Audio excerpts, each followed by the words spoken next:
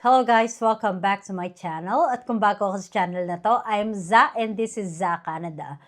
Today we are going to talk about the new update from IRCC at may ginawa sila na tool para makita kung you are qualified for the priority permanent residency applications or categories na tinatawag.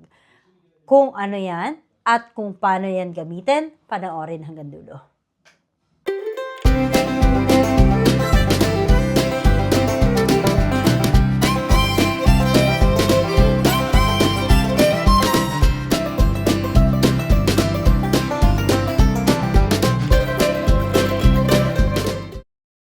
Well, first of all, thank you sa lahat ng mga nag-subscribe lately sa channel ko. At kung hindi pa, mag-subscribe na kayo. And in my channel, we talk about things about immigration, updates, or anything that has something to do with Filipinos or immigrants sa Canada. Going back to our topic, we are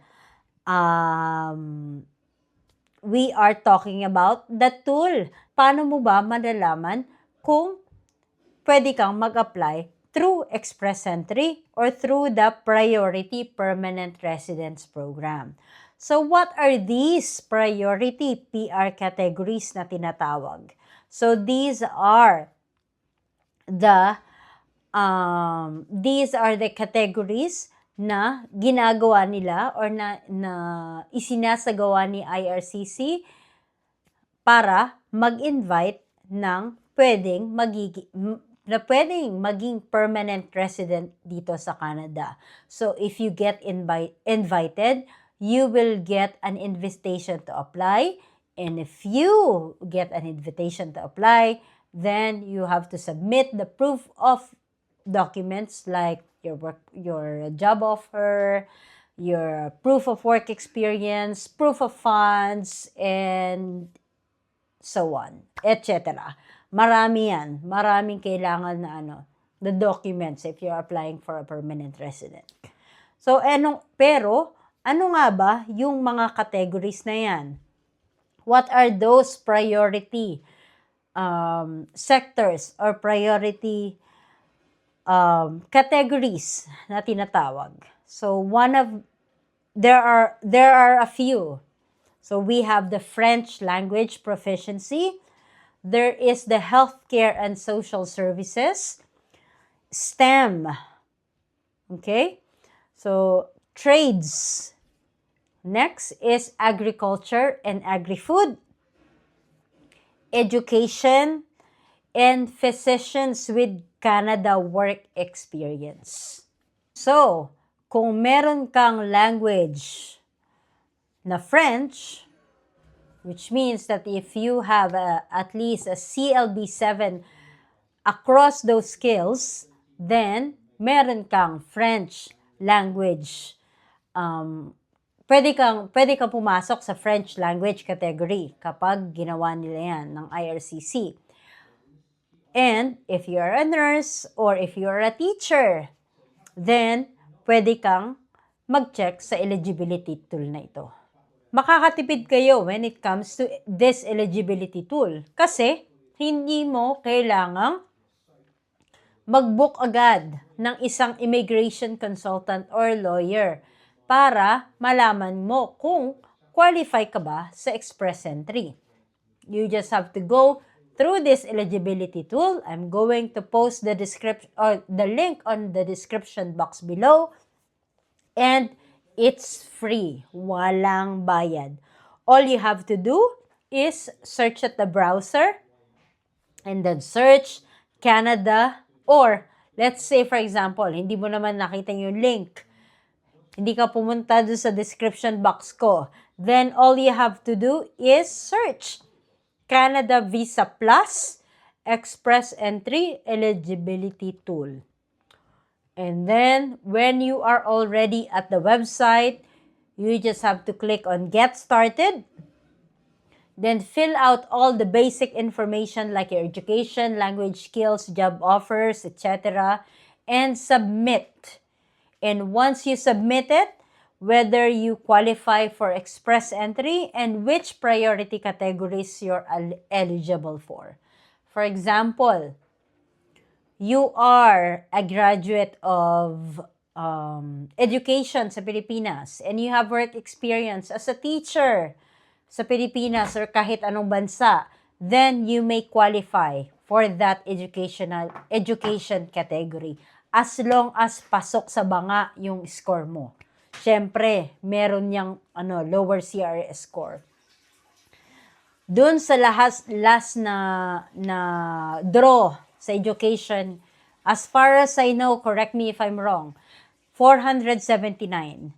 So, kung 479 pataas yung score mo at kung nakagawa ka ng express entry profile before ng draw na yan, then malamang sa malamang PR ka na ngayon. Okay? So, yan. Pero kung hindi pa, kung since na ikaw nga yung taong chinecheck pa lang, kung pwede ka bang mag-qualify sa express entry, then you can use this tool kung ano ba ang pwedeng pathway para sa'yo or para ma-PR ka agad dito sa Canada. So after you sign up and complete your profile, you just have to go to the Draws tab. Dito makikita mo kung eligible ka for each category. Green check mark for yes and red X for no. So for example, if you have a CLB 7 in French, then you might be qualified for the French category. Again, hindi porket may CLB 7 ka sa French, automatic mapi-PR ka. Merong draw yan na ginagawa. Okay? May ginagawang draw, and kung pasok yung score mo dun sa draw na ginawa nila, you are going to get an invitation to apply, and you have to submit the necessary documents para ma-PR ka at yung pamilya mo dito sa Canada. Okay? And you can even see past draws. Ang kagandahan ng na eligibility tool na to, you can even see past draws and figure out if your current score, CRS score, would have gotten an ITA before. Diba? Ang ganda. Kagaya ng kaninang sinabi ko, kunyari, kaka-create mo lang ng profile o tinry mo sa eligibility tool. Tapos may CLB 7 ka pala. Tapos, yung score mo na lumabas dyan sa dulo is, let's just say, 450. If you can remember, for the past few days, may French category draw na ginawa, and the minimum CRS score ng mga naka-receive ng ITA is only 400. 450 yung score mo dyan sa eligibility tool. Kung nakapag-create ka ng profile before nagawa yung draw na yan, ibig sabihin, may invitation to apply ka na sana ngayon at naghahanda ka na para ma-PR ni Canada. So, in short, pinagsisisi ka. Hindi, joke lang. Okay? So, these are just the wonders of this tool. Kumbaga, ini-encourage ka na, yes, it's possible for you to be PR dito sa Canada. Walang imposible. And again, going back, this tool even showed the CRS cutoff scores from previous priority draws. Kung kunyari, onting points na lang, pasok ka na dun sa score na ginawa nila. Pwede mong makita kung nasa range ka na or kailangan mo pang ma-boost yung score mo. So what if naman wala akong nag-green mark, walang green mark dun sa eligibility tool ko. Ano ang dapat mong gawin?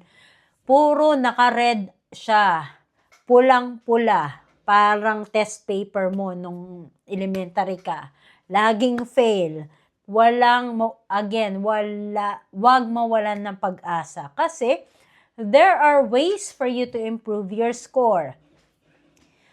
First, improve your language proficiency. In short, kailangan mong i-take yung IELTS mo.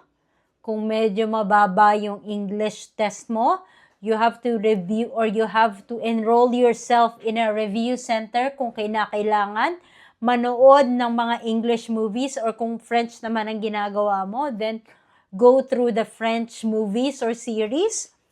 Then, take the test again. Okay? Hanggang ma-attain mo yung required English score or French score na kinakailangan. Gain more experience. If you are a newly graduate dito sa Pilipinas and then you continued your studies here in Canada after graduating, then you may want to earn Canadian experience para mas mataas yung score mo. Okay? And kung hindi naman, kung wala ka namang Canadian experience, or kung you have all of these stuff na, may maganda yung language test mo, may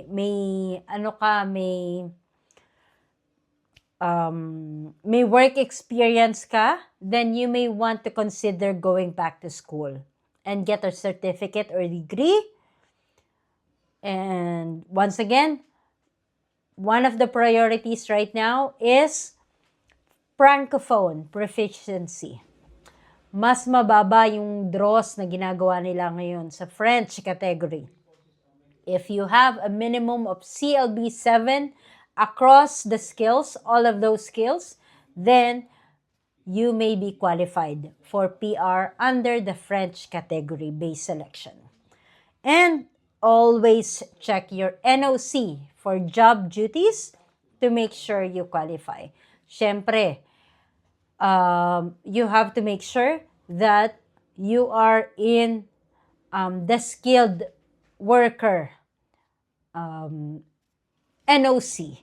Kasi if you are under those skilled worker NOC, mas mataas yung score na ibinibigay na sa'yo sa express entry. So just to make a quick recap, you have to know which priority occupations you're close to qualifying for. So again, if you think that you are going to be qualified for the education draw, then target education draw. Then if you are going to be qualified for the Canadian experience class, then you can always target those category. Pero ang plan ko lang, or ang advice ko sa inyo is do not settle for one. Okay? You always have to do a backup. Kung hindi pwede sa Canadian experience class, then probably pwede sa French, or probably pwede sa other draws. Okay? Use the Canada Visa Eligibility Tool. You always have to update your profile. For example, you got your new language test in English or French. Update your profile para kung mag-draw man si IRCC, at least you are already included in that pool, or in those people na maaaring makareceive ng IPA. And last but not the least, improve your score by boosting your language or work experience. Okay? So, hope nakakuha kayo ng information dito when it comes to eligibility tool. If you have any questions, comment below. And if you like this video, don't forget to like and subscribe. At laging tatandaan, hindi kailangan maraming pera, basta may peace of mind. Thank you for watching. Until next time. Bye-bye.